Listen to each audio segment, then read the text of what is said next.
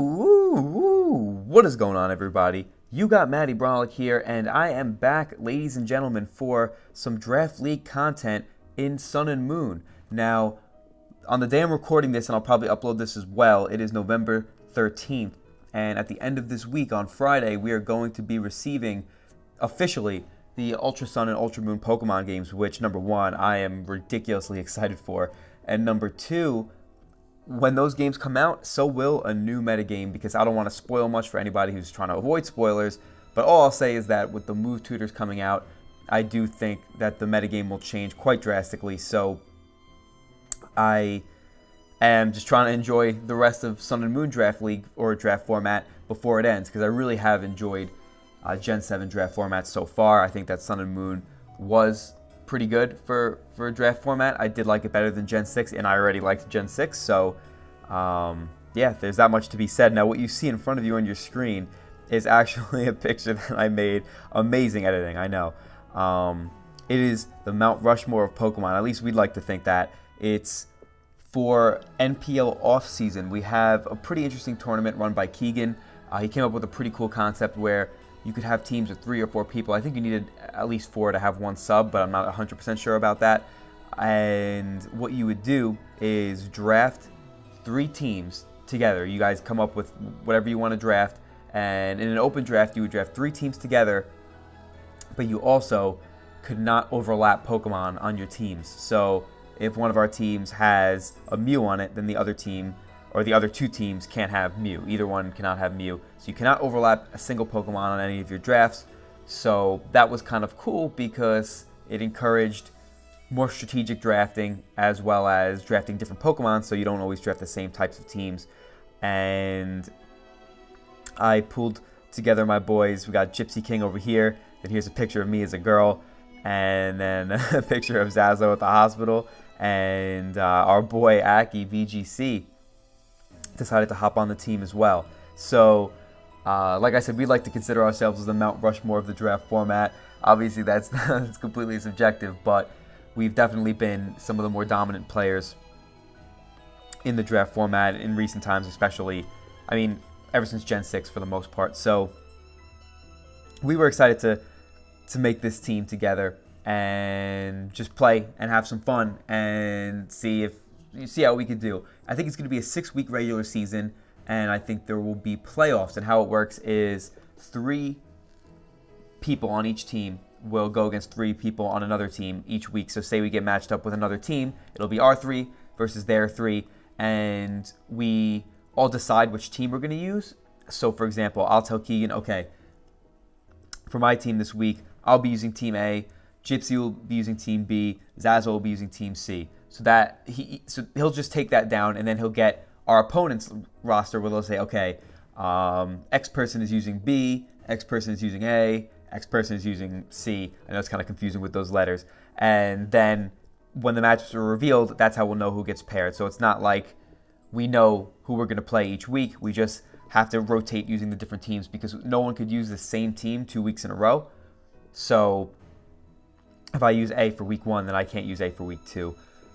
And we've only had 3 weeks so far, but I'm sort of afraid that this, number one, that this tournament might die out because once Ultra Sun and Moon comes out, I don't know if people are going to be as consistent with it. And number 2, I just figured, another thing is that once Ultra Sun and Moon does come out as well, I think people will be less likely to want to watch Sun and Moon draft content. So that's why I figured I would upload this before Ultra Sun and Moon comes out, just so people might be more inclined to actually watch it. So yeah, that's right. We call ourselves Mount Rushmore for this tournament. That's our team name. And yeah, I have some games from this tournament that I would like to show you guys. So let me just pause it real quick and get over to these replays so I could show you. Alrighty, so we are back for my week 1 replay. And it is against Base Techno. He's someone that I have played before in the past. He's a really solid player. I know he's in the CPC majors, he's in the Hive, and he's always competing with really solid competition.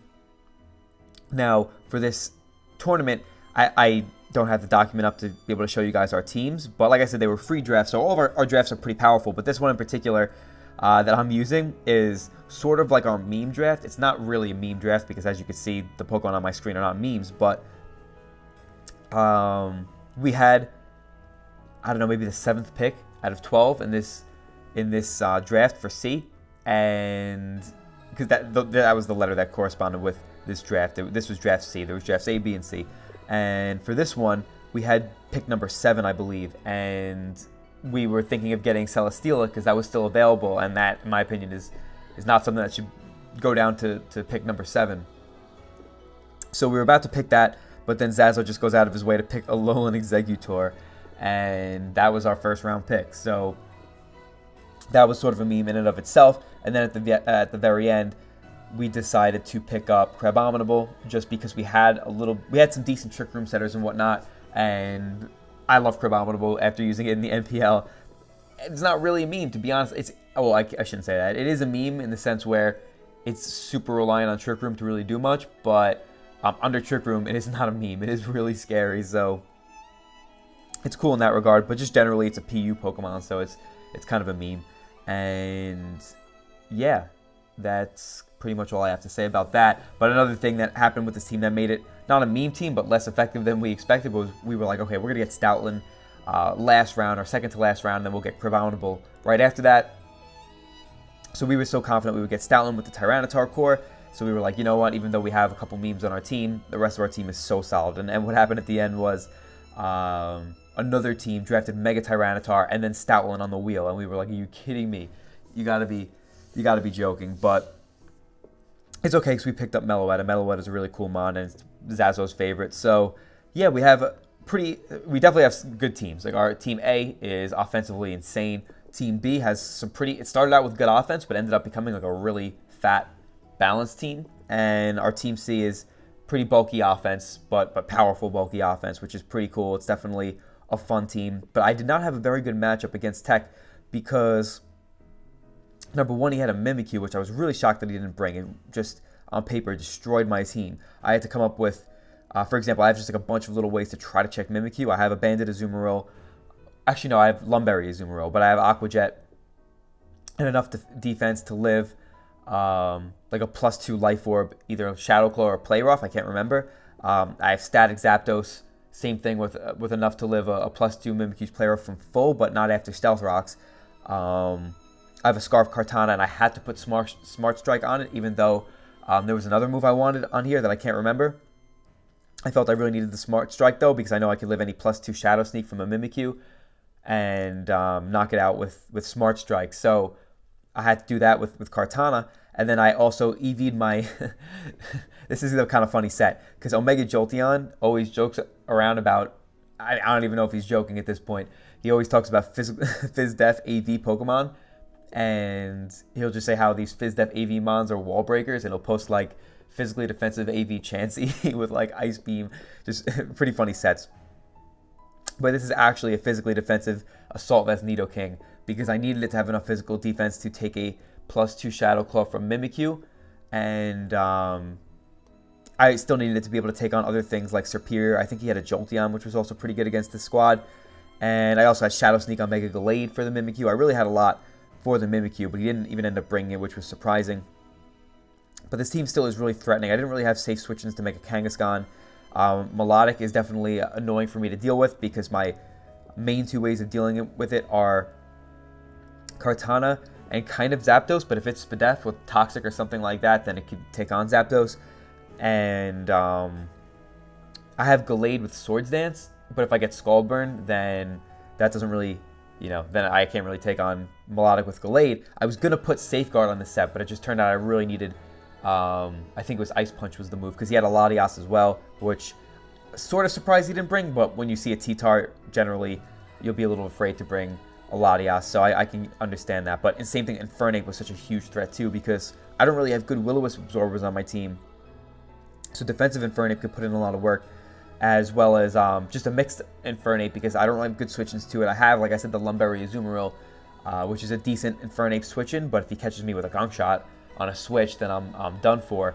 So I don't have, like I said, safe switch-ins to the Infernape. He can even run a mixed set or an offensive set with Will-O-Wisp. That would still totally destroy my team. So it was a rough matchup for me, I thought, but we do have a powerful team, and we have Pokemon I love to use, like Mega Gallade, Azumarill, Tyranitar, And I was pretty excited to use some of these new things. I like Nidoking. I've used it in the past, but Kartana and Zapdos are two Pokemon that are really good that I've never gotten to try. So enough rambling. I'll get into the game. As he leads with his Melodic, and I lead with my Mega Gallade, and I do not want it getting burned. So I go right into my Zapdos, and we take that pretty nicely. I have a good amount of special attack on Zapdos. Here I pivot into Tyranitar, knowing that he would go into Nidoqueen, because I just really wanted to get my rocks up here, because I know he can't remove them with his team. So he goes for Toxic, as I go right for the Earthquake. Turns out that he shook a berry. And I'm just going to stay in and go for, I think, a Crunch here. Maybe I should have gone for Earthquake, but judging by the damage on the first one, I don't think I would have knocked out the Nidoqueen, and I don't think I would have put it in range of rocks either. Not guaranteed, though. Maybe it was, a roll. But I just went for the Crunch in case he went to Superior, because clearly I don't have good Superior switch-ins on paper. So he goes for another Earth Power, and Spineftar is so bulky that we just eat that up so easily, and we knock him out with the Earthquake, but we do go down to the Toxic. So it's a double down, and it's 5-5. Totally even match because we both have rock stuff. So he goes right into his Klefki, and I still do not want my Gallade to get status yet, because Gallade could totally destroy his team. I have a lot of bulk on it. I have a really good amount of physical defense to be able to live a Choice Banded Infernape's Flare Blitz after 2 Stealth Rock switch-ins, or a Spike switch-in, and Swords Dance with Drain Punch, Ice Punch, and Shadow Sneak. So here I go into my Zapdos on the Klefki, and I'm just going to go right for the Roost, because if he didn't have the Toxic, then that will put me in a great spot. But unfortunately, he does have the Toxic, and it actually turns out that he has the Aqua Berry here.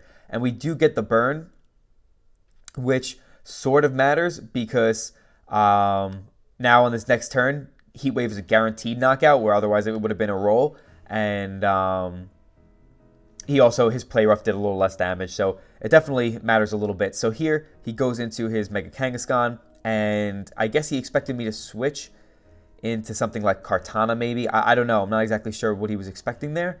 But he switches right into his Superior. And I'm able to get some damage on that thing, which is nice. Now I make a misplay. I was really sure that he would that he wouldn't risk going for something like a sub here, because what's it called? Because I already revealed the Heat Wave, and I don't think I revealed the Toxic at that point. Did I reveal the Toxic on this thing? No, I never revealed the Toxic. I got Toxic by the Klefki. So I didn't reveal the Toxic, and I clearly have the Heat Wave, so I didn't think he would go for sub if he had it here, but in hindsight, I'm poisoned. He doesn't lose too much, and he's kind of in the back, depending on my sets, and with my sets, he is in the back. So playing for the choke was a good play on his part, and I definitely shouldn't have made that mistake. Thankfully, I do have a Nidoking in the back that can take care of this, so, or at least help me take care of this. So not the worst thing in the world, but definitely a bad play on my part, because had I Heat Wave there, had I kept this thing from setting up a sub, I would have been in a great position. So here I'm able to go into my Nidoking, knowing that I could definitely still live a +2 Leaf Storm with my spread, and we take that somewhat comfortably. And I have the Poison Jab to be able to break his substitute. Now here he goes right for the Dragon Pulse and knocks me out, as it wouldn't really have mattered if he did go for Leaf Storm, because here I go into my Scarf Kartana, and I do have the X Scissor, as I'm just pretty much forced to go for it. As I could have predicted his switch, it was pretty obvious, but I just felt that it wasn't totally necessary, because Gallade has such a good matchup here. As here I go into my Azumarill, and that Flare Blitz damage tells me that he's not Choice Banded, he's not boosted.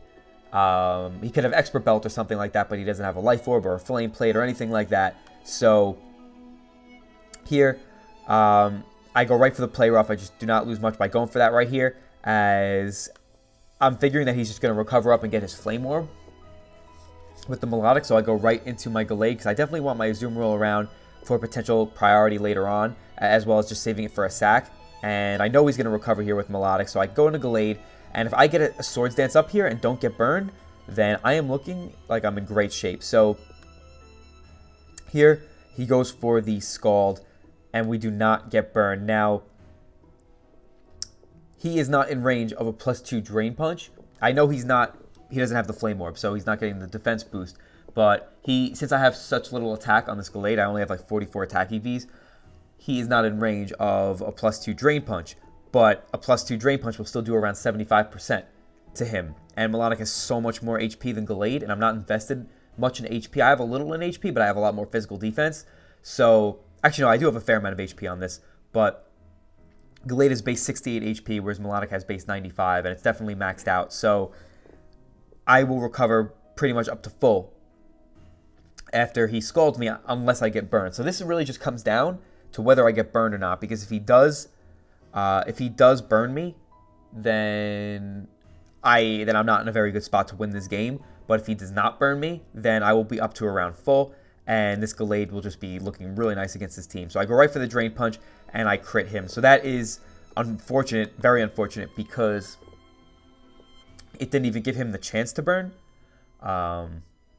Like I said, had he gotten the burn there, then I would not have been looking very good. I still would have probably been able to 1v1 the Melodic, but he probably would have been able to keep me at a low enough amount of HP to the point where whatever came in next could probably revenge me. Now, I could potentially Shadow Sneak this Infernape once it goes down to 44, because it's in sort of range of a roll, but I just figured I know Flare Blitz won't be able to knock me out at full, so I'm going to go for the Drain Punch and get a little bit more health back, which does end up coming into play, as here, this Leaf Storm, is not able to knock me out. It wouldn't have been able to knock me out either way, but now you're going to see this Kangaskhan comes in and does have the Sucker Punch, and the Sucker Punch would have been able to knock me out probably had I not Drain Punched on the Infernape. So Mega Gallade, best Mega in the format, I always say it, it's definitely up there in my opinion, is able to pick up the really nice 3-0 victory over Techno. The hacks definitely mattered though, like I was saying, because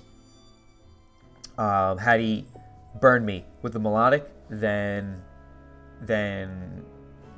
yeah, I would not have been in such a good spot to win. Would I still had a chance? Maybe, but I don't really think so. I think he would have been looking good to win this game, especially if his Infernape has Vacuum Wave. I mean, it seemed like he was a physical one, but if he had Vacuum Wave, then he definitely had a pretty good shot to win. But he still needed the burn, like I was saying.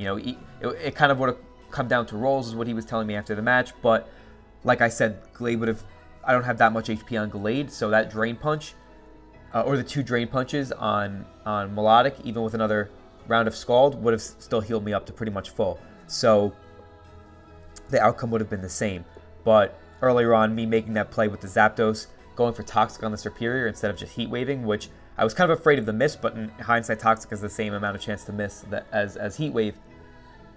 I just figured he was going into his either his Melodic there, trying to pivot, or going back into Kangaskhan, so that's why I went for the Toxic there. But Heat Wave was definitely the better play. It was a total misplay on my part. Had I not made that misplay, I think I would have been in a great spot to win. I think my prep was quite good, but unfortunately I didn't play it perfectly. But we did get the win, so that was definitely cool. So now here this is actually week 3 of the NPL off season. I don't have week 2 because I was supposed to play Keegan, and I was going to use our team A, which is my favorite. It is really cool offensively. It's got like Mega Mawile, Thunderous Eye, Latias, Volcarona, Delmise, my Bay, Alolan Muck, Necrozma, just a bunch of threats. A lot of things that I haven't really gotten to use either. Diggersby. So I was definitely excited to use that team, and I built a team that I thought he just could not beat. I thought I really made it to the point where I had a great matchup against him. So I was looking forward to that game because I really liked the team that I built, but unfortunately he ended up forfeiting to me, so we didn't get to play. But I do have a third game to show you guys after this one. I just want to show you this because the third game isn't from the NPL off season. So, yeah, this was against BEML. He is someone I've been talking to recently, a nice kid, and he was telling me how he wanted to play me. So we ended up getting matched up, and he sounded excited for it. So I knew I had to give him a good game. And I was looking at the matchup, and he had definitely a really threatening team. But our team B, like I said, is really fat and has really good offensive presence, but also at the same time a crazy defensive backbone. Because our first 3 picks were Lando T, Weavile, and Infernape. And then it just started going crazy. It was like Mega Venusaur, Starmie. Not that Starmie's so fat, but it can be used in a defensive role. Klefki, Cofagrigus, Suicune, Goodra, Togekiss. It just started getting really bulky. And Licky. Ultimately, this is the fattest team I probably ever Actually, no, I wouldn't say the fattest, but one of the fattest teams I've ever built for a draft format game. Because I really wanted to expand my horizons a little bit, because I'm really noticing that I think semi-stall or fat balance is the most effective playstyle in the format. That doesn't mean I want to use it. I still like to stick to my offense because it's just more fun for me, but I just wanted to expand my horizons a little bit and see how I could do with this playstyle. So I built a really fat team. I have a Mega Venusaur bulky enough for Mega Lopunny to take on pretty much any set. I have enough speed for a Modest Primarina with some special defense for Nidoking, which I definitely thought he was going to bring. And I have Sludge Bomb, Earthquake, Synthesis, and Roar, because Roar will come in clutch for any of his potential setup mons. I have Cough Rodriguez with Toxic Spikes because his only hazard removal is Salamence, and he's got Nidoking to suck up Toxic Spikes, but if I can get rid of that or just outlast his team a bit, then I can get up my Toxic Spikes, which will really help my next Pokemon, which is the dreaded Vincoon, totally broken Pokemon in draft format if you can keep up Toxic Spikes, because then even if you know what it's going to do, it's still so hard to stop. And we didn't have to run a lot of speed on this Vincoon like you would have to in OU, so that makes it even more difficult to deal with because physical moves will just not be able to do a lot of damage or break my subs. And going back to the Cough Rodriguez, I have Psychic for the Lopunny and the Nidoking, while also having Hex and Haze. Then I have a Choice Banded Weavile here because Banded Weavile, he just does not have good switch-ins to. And I have the Pursuit for, it's nice for Alakazam. It's generally kind of nice for some of his threats, but overall I really like the Pursuit for Nidoking because I figured that would be something he would switch out of a Weavile. And if I can catch him with a Banded Pursuit, then it would help me get up Toxic Spikes a lot more easily. So then next we have a Klefki. I have a Shuckleberry Klefki, which can help take on a Z Salamence, because obviously Z Salamence is a big threat. I have enough defense to live a +2 fly, like fairly easily, I believe. And I have Spikes, Toxic, Dazzling Gleam, and I think Psychic, because the Shuckleberry also helps me weaken the Nidoking, which, like I said, I'm trying to key on that Nidoking if he does bring it, to make sure I can set up my Toxic Spikes. And then finally we have a bulky Yachi Berry Landorus, because if I can get up Stealth Rocks with this thing, it's not easy for him to remove them. And generally this could be kind of useful, as it could check things like Ice Punch Lopunny, Hidden Power Ice Shaman, Hidden Power Ice Alakazam. So definitely a pretty fat team on my end. We have a really frail offensive mon in Weavile, but the Weavile can play a nice defensive role by eliminating certain threats on his team that can be taken advantage of by the rest of my fat team. So we'll get into it. I lead with Cough Rodriguez because I'm like, okay, I don't see the Nidoking. I'm getting up my Toxic Spikes. He goes right for the Dragon Pulse. That doesn't do too much. And now I'm thinking that this Salamence may very well be a Defogger. So I go for another Toxic Spike here, knowing that he may Defog. But either way, I'd get a little leftovers back, so I wouldn't lose too much from it.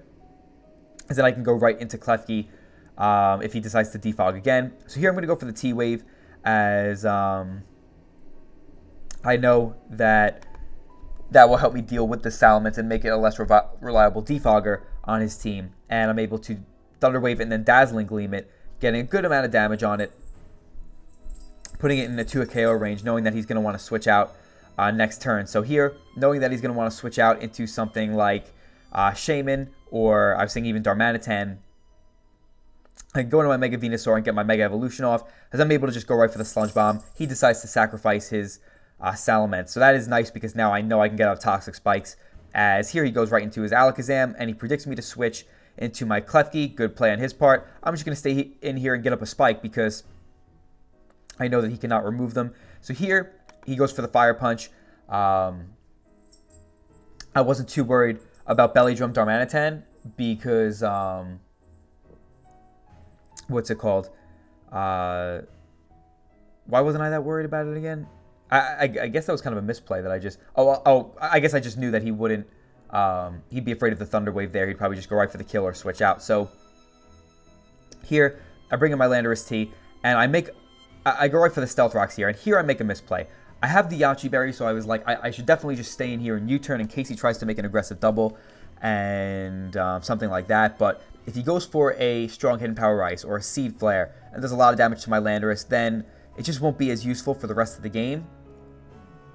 As right now, it could check things like Alakazam, it could check things like Lopunny, even the Darmanitan as well. So it actually is kind of useful at this point, and it actually has a lot of speed, so it could definitely outspeed something like Primarina if it isn't Scarfed.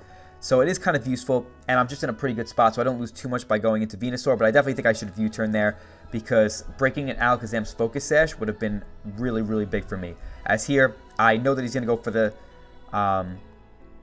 Psychic move, and Landorus is probably my most expendable Mon, but he actually has the Psyshock instead of Psychic. So I go into Landorus, and now I pivot back into Weavile because I'm thinking that if he's locked into Psyshock, he's obviously going to switch out into something like Shaman. Or in general, he's just going to switch out. But if he also wants to go for something like Hidden Power Ice, something that might hit me a little harder, then I can pivot into Weavile pretty safely. But he ends up going for the double Psyshock. And now this tells me that, just to scout for a Focus Sash, and the fact that he was, felt safe going for a double Psyshock, which is kind of weird knowing that it wasn't going to 2 KO my Landorus. It was kind of weird that he went for the double Psyshock, but the fact that he was kind of comfortable staying in tells me that he almost definitely is Focus Sash. And the damage is also telling me Focus Sash, but modest. So I go into Cofagrigus here knowing that he may go for a Focus Blast, and he does do just that. And that's nice because now I know I can get up my Toxic Spikes unless this Alakazam has Taunt, and he does not. He goes right into his Lopunny, and that is totally fine because I have both Psychic and Haze for this Lopunny. So here he's going to go for the Cosmic Power, and that is totally fine, like I said. Actually, I go for another Toxic Spike there because I was just so safe against this Lopunny, because if he wants to Baton Pass here, I have the Haze. If he wants to set up another Cosmic Power, I have the Haze. So I wanted to go for the second Toxic Spike because I want his Shaman to be, as well as Primarina, I want them to be badly poisoned so they can't continuously recover up on me. And for example, Shaman could potentially wear me down with Seed Flare because it outspeeds me, and it could get Spadef drops, and one Toxic Spike will not wear it down quickly enough. So here, I'm going to Haze, knowing that it pretty much is a catch-all play, as now I can go for Psychic because he may not want to go for Cosmic Power again, but he does do just that. He goes for the Cosmic Power again, and I go for the Psychic. I get a Spadef drop, but it doesn't really matter, as I was going to Haze here, but he actually goes for Ice Punch to try to get the freeze, and he gets it. So that was, that's kind of tricky just because if he's able to get something in on my Cofagrigus, for example, Alakazam, I have no switch-ins to right now. It's a huge threat. So if he's able to get into something like Alakazam, that can pressure my team quite a bit because he still has his Focus Sash intact. So that is a threat. But I know that even if he wants to go for another Cosmic Power, I can go into my Mega Venusaur and just click Roar because there's not much that he could do as he goes for another Cosmic Power as I do roar him out. But of course he goes into Alakazam. As here, I go into Cofagrigus knowing that I don't really need it too much anymore as it did its job nicely. And I've been able to scout his sets. But now he goes into his Darmanitan. So I'm like, okay, this could be a little bit of a threat. Because Darmanitan can have things like Bulk Up and Rest. But Belly Drum is not threatening anymore because unless he's Belly Drum, Resto, Chesto or something like that, it's not that bad because I have 2 Toxic Spikes up. So he's going to be worn down by the poison as well as these hazards here. So I'm not too worried. As here, I'm just kind of staying in to see if I could, unthaw. But here I know I can go to my Suicune pretty safely because even if he does Belly Drum, then I can Protect Stall him. And a +6 Earthquake might not be able to knock me out anyway. As here he goes for that Earthquake, which does nothing, telling me that he probably has a good amount invested in bulk to help him set up. Sorry. Sorry if you hear my dog in the background. She's going to be barking for a little bit. Hey. Hey. Don't bark. Be happy. So, I'm going to set up a substitute because I just didn't lose too much from it, and it turns out this Earthquake will not even be able to break my sub, which is pretty amazing. I'm going to go for the Protect here to get some leftovers back, and you guys know how Vincoon works. Apparently my opponent did not, though. He was kind of surprised that I only brought Mono Scald as coverage, but I guess he wasn't too familiar with the concept of Vincoon.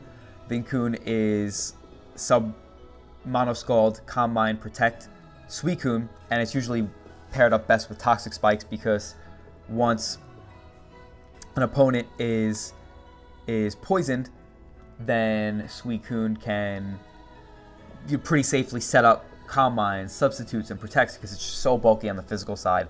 And once it gets up some Calm Minds, it's really hard to take down on the special side as well.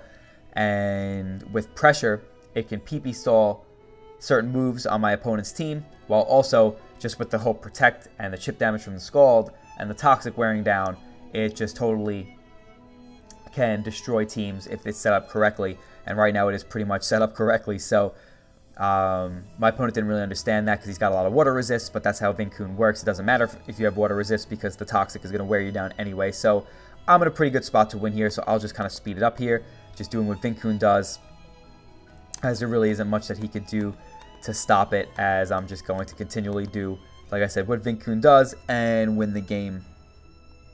So I had a pretty good matchup in this match, especially considering what I brought. He had a really threatening team, but if I brought something offensive, he would have had a decent matchup, but I had a feeling that, especially me being such an offensive player, that he wouldn't expect me to bring something so bulky. So that definitely worked, as we were able to pick up a pretty clean 5-0 over BEML. So definitely fun to get to play him.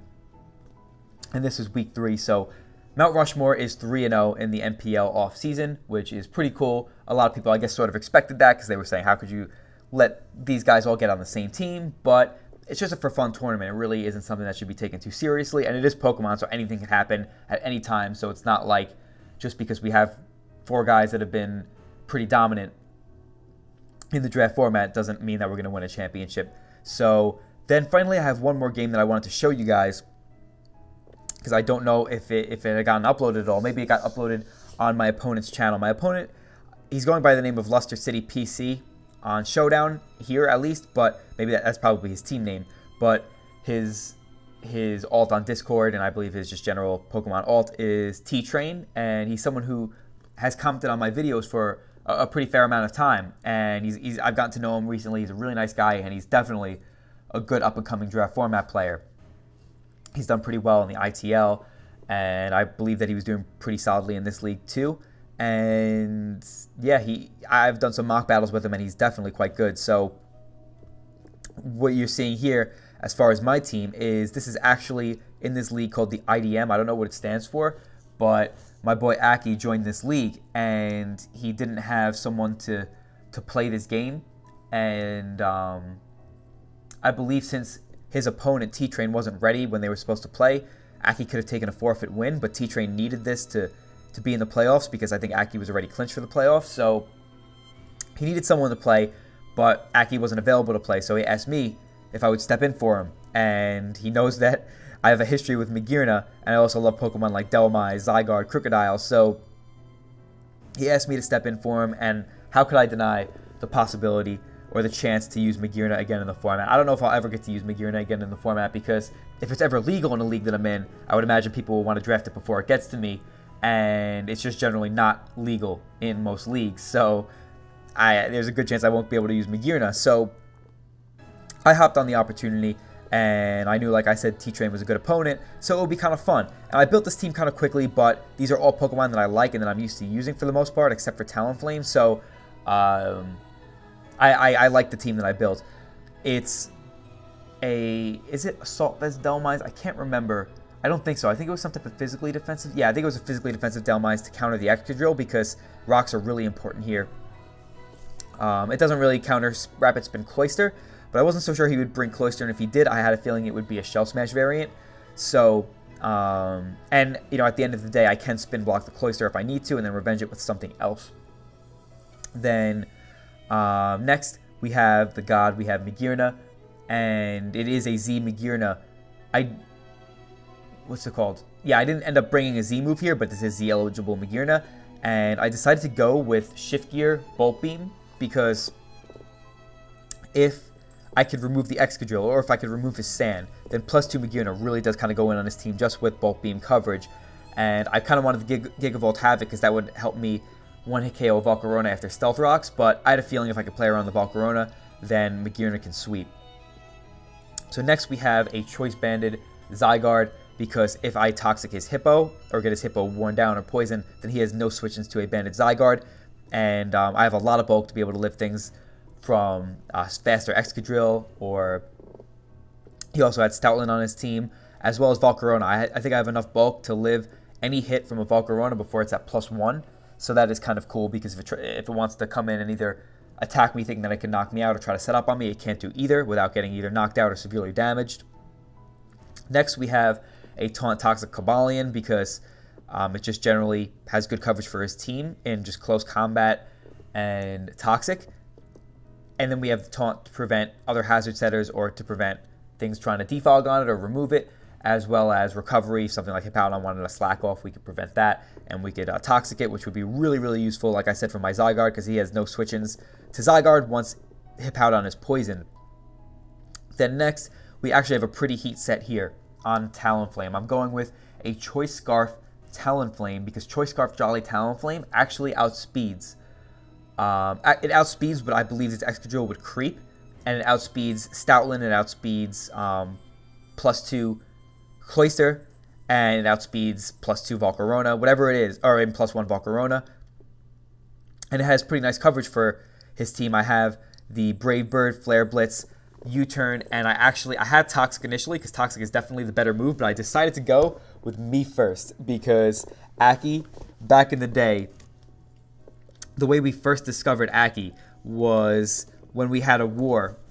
It was my NPL versus the other NPL, the one that Akki was a part of, that was less well known. So we thought we were just going to crush these guys, and for the most part we did. But Akki was their champion, and he went against our champion at the time, who was Trev, and he just destroyed him. We could not believe the carnage that was Akki destroying our champion.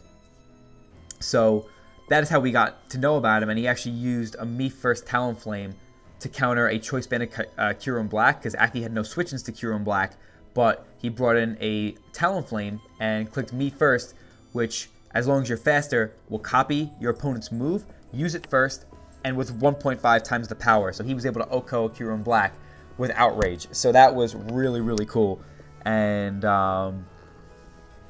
that's just been kind of a running gag about Akki ever since. We just talk about Me First Talon being this funny set that he used, and it really was cool. So I decided to put Me First because a DD Latios, this is a Mega Latios. DD Mega Latios is really scary against my team here. So at +1, I can outspeed it, and I can go for the Me First and hopefully catch him if I really need to as an emergency button type of thing. But I had a feeling I wouldn't have to use it, but, you know, just in case. And finally, I have a Choice Scarf Crocodile. I almost went with the Assault Vest, but I really wanted another Pokemon to have Stealth Rocks on this team in case he was able to remove them, because he had a bunch of removers.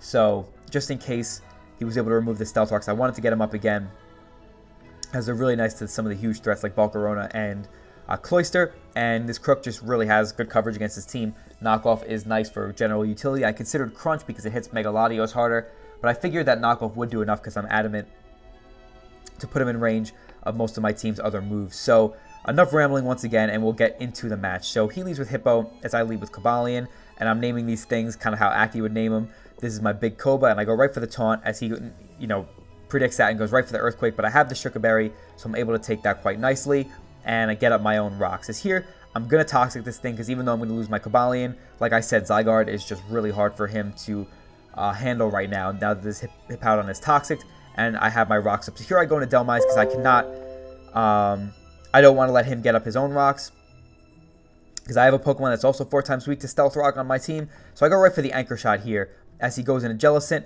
and now I go right into my Comfey, my Magearna, as he goes for the Toxic. I kind of expected the Will-O-Wisp there, and still Magearna was a fine play going in for the Will-O-Wisp, but he actually goes for the Toxic. So now I have a feeling that he is going to go into, what did I have a feeling he was going to do here? I had a feeling he was going to go into his Hippo, or go for Scald, I think, so I went into Delmise, as it was a pretty catch-all play.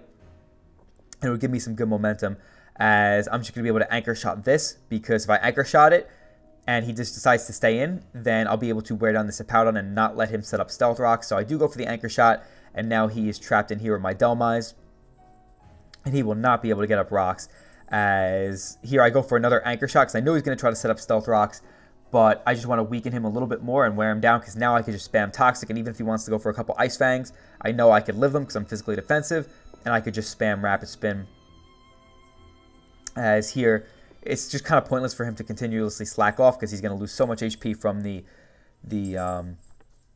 Toxic. And here, you're going to see he went for the rocks again, which might seem like a weird play knowing that I might Rapid Spin him, but I actually waited purposely to make it seem like I was considering trying to get momentum and switch out on his Ice Fang to keep my Dhelmise a little bit healthier. But the whole time I was planning to go for Rapid Spin. It actually worked because you could see he went for Stealth Rocks again, and I was able to Rapid Spin them away. So here he goes into Excadrill, and I'm going to go for the Power Whip here. As he goes for Shadow Claw, I know I could take it, but unfortunately I miss. I wanted to run Earthquake on Dhelmise to be a little more safe as an Excadrill check, but I ended up going for Power Whip because it just had generally a lot better coverage against him. So unfortunately I missed, and that kind of stinks because Power Whip from Dhelmise would have probably put him in range of a Choice Banded Extreme Speed from Zygarde, as well as a hit from Talonflame or Resisted Brave Bird. And also any of my Magearna's move. Well, not any. The only move I can hit it with is Ice Beam. But because I have Ice Beam, Thunderbolt, and Focus Blast. I felt I had to go for Focus Blast because if Excadrill was healthy, then Aura Sphere would not be able to knock it out, and I couldn't afford a Z move. So I have Focus Blast on the Magearna, unfortunately. But yeah, I wouldn't like to rely on Focus Blast later on. If I do set up with Magearna, I'd rather just be able to knock it out with Ice Beam. So that's why that Power Miss kind of sucked. So here he goes for another Shadow Claw and knocks me out. So here I can go right into my Bench Warmer. I named it that because Akki hardly brought Zygarde this entire season, which is so funny because it's just one of the... I don't know if it's one of the best mons in the format, but it's up there. It's definitely a first round, like a late first round or a high second round pick in my opinion. It's a beast. So I went into my Bench Warmer, and he just has no switch-ins to this. So I'm just going to be able to go right for the 1,000 Arrows. His Jellicent takes it, telling me that, you know, he is physically defensive, but I know I'm going to be able to outspeed it. As here he goes into Latios, and I don't really have to switch in here. I can go right into my Crocodile because I EV this to be able to take a Mega Latios' Draco, and it turns out that he's like a max HP, not super offensive Mega Latios, so the knockoff doesn't do as much as I would like, but he is in pretty much guaranteed range of a U-turn here from my Talonflame, so I'm just going to go right for the U-turn and knock this out and go into my Magearna, as I had a feeling he would go into the Volcarona here because Volcarona could set up on Magearna, and if I'm a Sugar Berry Magearna, which I am, then his Excadrill may not be as safe of a switch-in to this Magearna or as safe of a check as to this Magearna. So here he goes into Volcarona because it's probably his best chance to win this game now, as I am actually going to pull a hard switch into my Talonflame because with my Talonflame's bulk investment, I could live any Z move from this Volcarona. The only thing I can't live is a Hidden Power Rock, but if he does go for Hidden Power Rock, then I can go into my Zygarde and pretty much claim a kill, and then my Magearna has a really good chance to win because it could set up on Cloyster, it could set up on Excadrill, and his Volcarona, if he did switch out, would come in at 1%, so I would be able to knock it out guaranteed. So here I am able to go right into my Young Talon, as Akki likes to name it, as he goes for the Fiery Dance and he gets the special attack raise, and I could click Flare Blitz here because this Volcarona, considering the fact that that Fiery Dance tells me it's pretty much max special attack, that tells me that he should be in range of a Flare Blitz from Talonflame. And I went for the Flare Blitz because I, would rather lock myself into that because Cloyster is neutral to both Flare Blitz and Brave Bird, and Excadrill is weak to Brave Bird. So here he goes into Cloyster, and I'm able to just click Flare Blitz again, knowing that he's probably going to want to go for Shell Smash, but I know I pretty much have the game in the bag. As he goes for Shell Smash as we get the burn, and he thought that mattered for a second, but as you're going to see, it does not matter because we are Scarfed and we outspeed the Cloyster, and even if I didn't get the burn, I still would have knocked him out because he had this physical defense drop from the Shell Smash. So here he brings in his Excadrill, and it is good game because this is definitely going to knock him out. And Talonflame does live with a little bit of HP, giving this the 3-0 victory. And that was a really fun game because this team is just so good that Akki drafted. And T-Train's team was amazing too. But I really liked using some of these Pokemon, and the Scarf Talonflame was a pretty fun set because it worked exactly like I thought it would. So that was definitely nice. And yeah, we stepped in for 2 leagues this year, which was kind of cool. Something I never really had done before. I stepped in for Akki, or Zamrock actually, in the ITL to face Akki, and that was a pretty awesome battle. And then we stepped in for the IDM League in Aki's place to take on T-Train, which was also a pretty awesome battle. So that was fun. And I just figured I would upload this because I know Akki wasn't going to upload this on his channel. I don't know if T-Train uploaded this on his channel. I should check it out if he did. But I just thought it was a pretty good match. And for anyone who wanted to see me use Magirna again, here was your chance. Unfortunately, I didn't get to do anything. But like I said, had he knocked out my Talonflame with a Hidden Power Rock or something like that, then my Magirna had a really good chance to sweep the rest of his team. So yeah, that was it for the IDM, my cameo in the IDM League. Definitely enjoyed it, and those were the recaps of what's been going on in the NPL offseason so far. And like I said, this is still Sun and Moon draft format, and I feel like people will be less likely to want to watch it once Ultra Sun and Moon starts, because it'll just be a new meta. And even if you just enjoy the content of the person who's uploading, I don't know. For me, I don't. It's hard to say. Like, once Sun and Moon started, I just did not want to look back at Oras. I just did not want to look back at it, because looking back at Oras and remembering how everything worked in Oras just didn't sit well with me, because I'm like, okay, well, like, that doesn't even happen anymore in Sun and Moon, so it's like not even helpful for me to watch these videos, because like this isn't relevant anymore. I'm pretty much always going to be playing Sun and Moon draft format. That's just how I felt about it. I don't know how other people will feel, but that's why I wanted to crank out some Sun and Moon videos right before Ultra Sun and Moon comes out. I should have another draft format video coming within the next 2 days for some Sun and Moon content.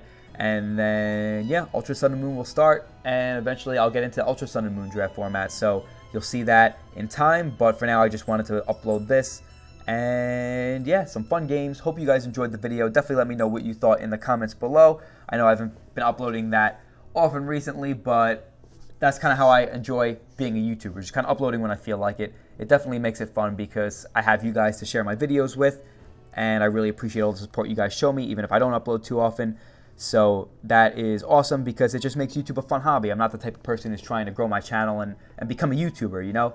I just want to upload when I want to upload and have some fun with it. So hope you all have a fantastic day, most importantly, and I will see you all in the next one later.